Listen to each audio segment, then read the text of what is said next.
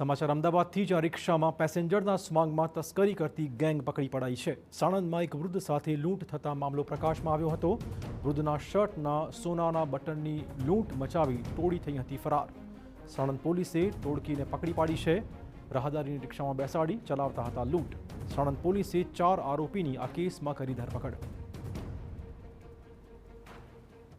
ફરિયાદી છે પોતાના ઘરે જઈ રહ્યા હતા તે દરમિયાન આ જે ગેંગના માણસો છે તે લોકોએ તેને લિફ્ટ આપીને રિક્ષામાં બેસાડ્યા અને ત્યારબાદ તેમના પહેરણમાંથી 4 જે સોનાના બટન હતા તે છરી બતાવીને તેમને ઢીકાપાટુનો માર મારીને અને આ બટનની લૂંટ કરી છે અને ત્યારબાદ તેમને ધક્કો મારીને રિક્ષામાંથી ઉતારી દીધા હતા। જિલ્લાઓમાં ગુના આચરે છે।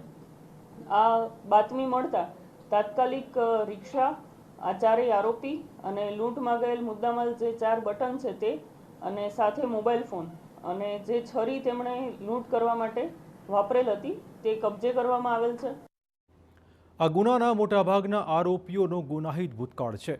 આરોપીઓ આવી અનેક ઘટનાઓને અંજામ આપી ચૂક્યા છે, જેમાં એક આરોપી પર 20 જેટલા ગુનાને અંજામ આપવાનો આરોપ છે।